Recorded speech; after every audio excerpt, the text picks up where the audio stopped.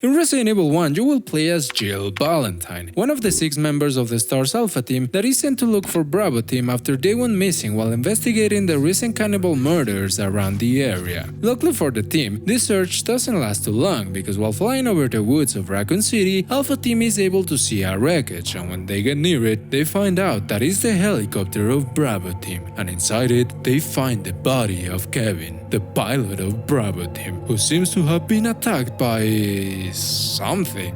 But since there's only one body and they need to find 6, they keep exploring the area until Joseph gets attacked out of nowhere by some creatures that look like dogs. Of course, he ends up dying and the other members of the team try to retreat to their helicopter. However, Brad, their pilot, for some reason goes away, so since their weapons aren't that effective against the creatures and their pilot left them stranded there, the team decides that the best option is to run into the only mansion that is in the middle of the woods. What could go wrong? Once inside the mansion, Jill, Barry and Wesker, who seem to be the only ones to survive the ordeal, hear a gunshot in another room, and thinking that it could be Chris, Jill and Barry go to check it out, while Wesker secures the main hall. But the only thing they find is some blood, some paintings, and a weird humanoid creature that is eating Kenneth, another member of Bravo team. But they have guns for a reason. Jill and Barry, seeing that that thing was kind of a human but not really, decide to go back and update Wesker on the situation. But before they leave, they notice that the thing they shot is not there anymore.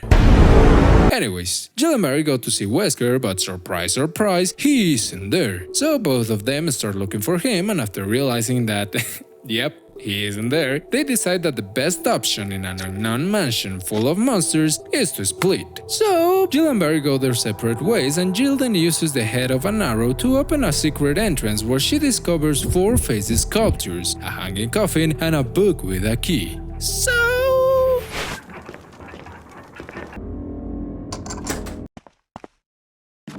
Jill then is confronted again by one of those weird humans. Of course, she kills it, and since that thing wasn't America's Next Top Model, she pukes. She then continues with her exploration, but the mansion isn't just filled with monsters, but also traps. It's a trap! Thank God Barry is there to save Jill from almost fitting into a sandwich, and Jill, realizing that Barry shouldn't be in that side of the mansion, asks him what is he doing there, and Barry answers by saying, I just had something I wanted to check. Bruh. After this, Barry goes his way, and Jill, now alone, after some walking, looting, and some door opening, comes across Richard, another member of Bravo team, who is dying because, according to him, a big snake bit him, and since he needs some serum, Jill offers to go look for it. You can save him, or not, it doesn't really matter since either way he dies, but if you save him, you can get his shotgun. Anyways, Jill then plays Moonlight Sonata to open a secret door where she finds a diary that talks about how a person lost his lighter and how he won't be able to see in the dark, how he wishes to be with his family, and how he overheard the lab coat people talking about how his family was probably dead. Jill continues with her exploration and comes face to face with the big snake, where Richard dies trying to protect her. If Jill gave him the serum, that is, because if she didn't, well, he will be already dead, so... you know. Jill, after doing more exploring and looting, finds 4 masks, and given that there are 4 face sculptures in the secret basement... Once Jill puts all the masks on their places, the coffin that was hanging drops down, and inside it, Jill discovers another human creature. However, this one seems more dangerous and more reddish. So Jill now has to fight it to death.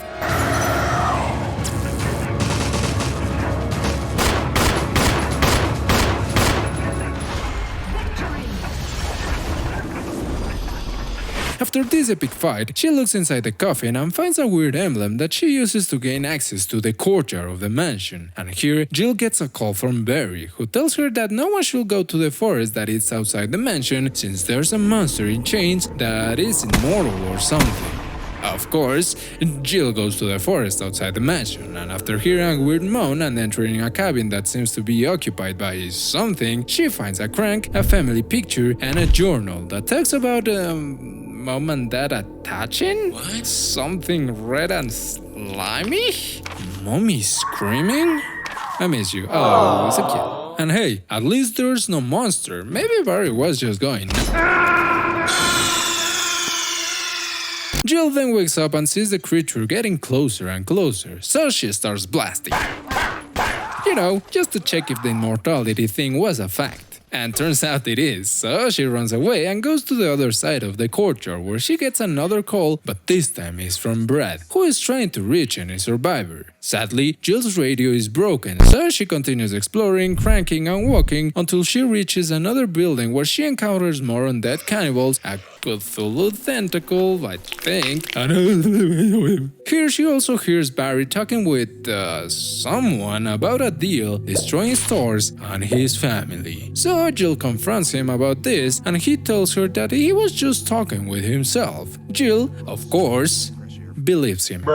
And continues with her exploration until she finds a secret entrance to what seems to be a secret research facility that has a shark tank full of, sharks. And since Jill hates water or something, she drains the tank, and after almost getting killed by a big shark and finding a key, she goes back to the normal part of the building. But it looks like nature also hates Jill back, because she gets attacked by some bees that she exterminates, and after putting some books in such a nasty order I have to censor it, disgusting. She also gets attacked by a big plant that she also destroys. Jill then encounters Wesker, who is shooting at something. Both of them have a conversation about how they need to get out of there and how Barry has been acting a little bit sketchy, to say the least. Blah blah blah. The point is that Wesker tells Jill that there are still rooms unexplored in the mansion, so Jill goes back to the mansion, but not before getting another call from Brad, who is still trying to reach any survivors. And I guess she forgot that the radio wasn't working because she tries to answer him but realizes that the radio,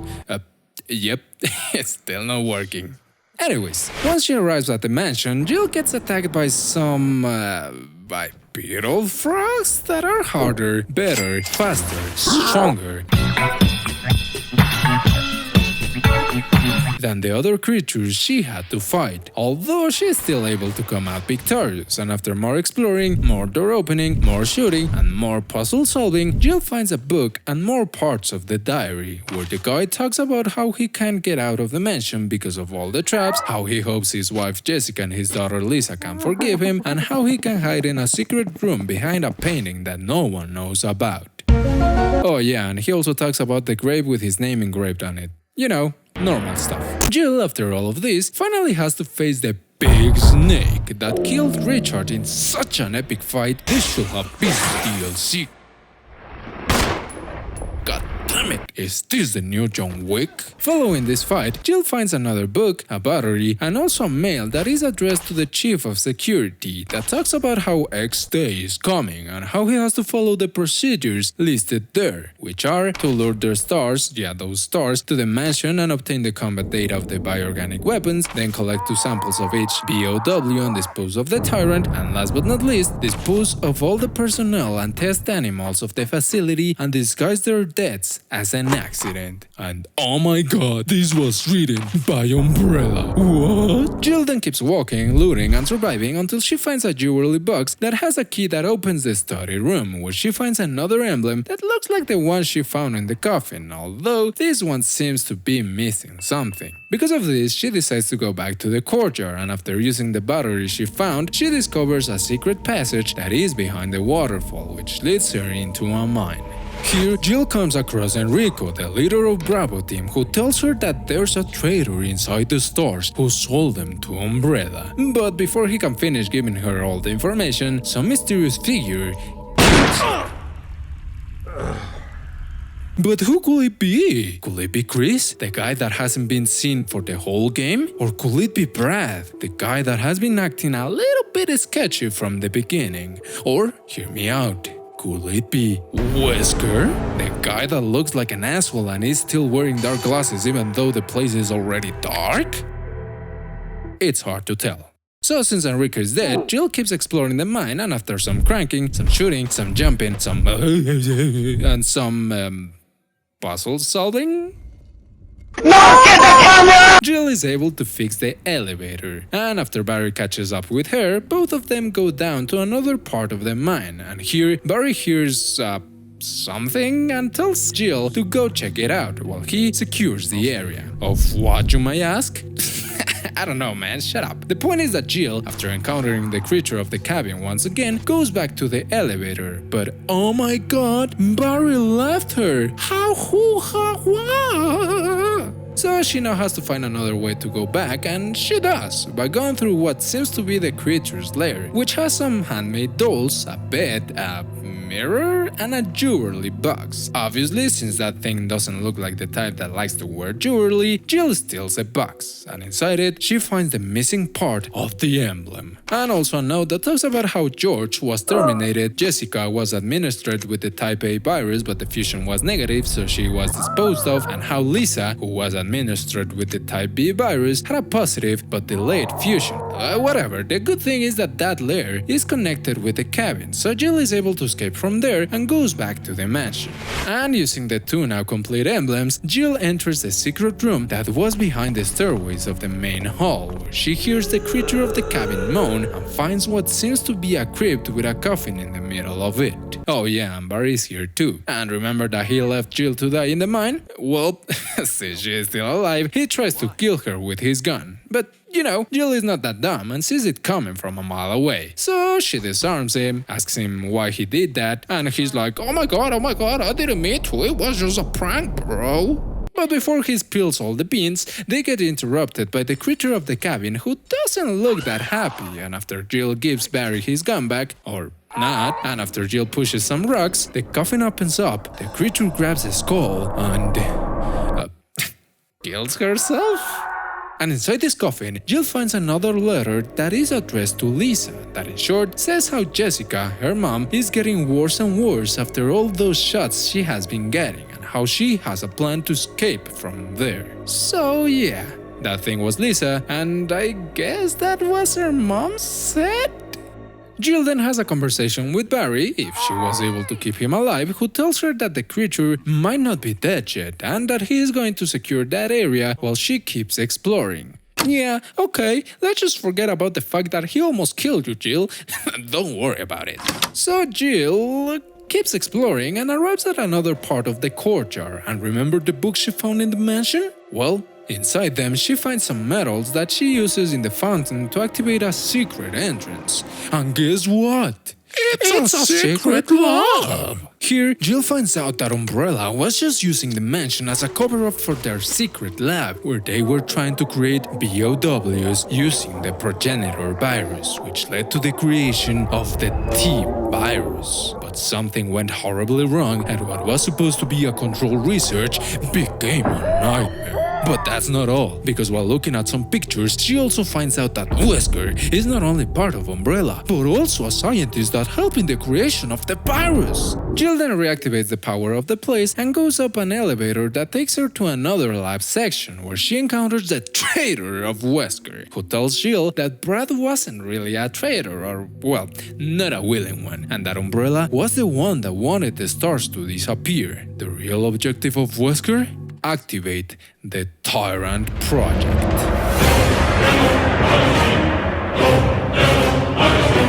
So the Tyrant gets activated, Wesker gets killed by the Tyrant, Jill kills the Tyrant, Wesker disappears, and Jill goes to the helipad to wait for Brad. But turns out that the Tyrant was just plain dead, because he is ready for round 2. Needless to say, Jill is just tired of all this shit, and after Brad throws her a rocket launcher, she is finally able to finish with the creature. But since this game has different endings... If Jill gives the gun back to Barry and stops the creature from killing him, saves Chris from the labs with the MO discs, and keeps both of them alive in the last fight against the Tyrant, then the three of them will escape, the mansion will explode, and the helicopter will fade into a beautiful sunset. If Jill gives the gun back to Barry, saves Chris from the labs, but Barry dies against the Tyrant, then everything will play kind of the same, except that Jill and Chris will be the only ones to escape from there, and the day will be rainy. Now, if Jill gives the gun back to Barry and keeps him alive during the Tyrant fight, but doesn't save Chris, then Jill and Barry will be the only ones on the helicopter and they will fade out into a brownish sunset. On the other hand, if Jill gives the gun back to Barry but he dies against the Tyrant and she doesn't save Chris, then Jill will be the only one to survive and the day will be cloudy. However, if Jill doesn't give the gun back to Barry but she saves Chris, then the mansion won't explode, Chris and Jill will be the only survivors, and a Tyrant eye will look at their helicopter menacingly. And last but not least, if Jill doesn't give the gun back to Barry and doesn't save Chris either, then everything will play out kind of the same except that Jill will be the only survivor. Roll the credits!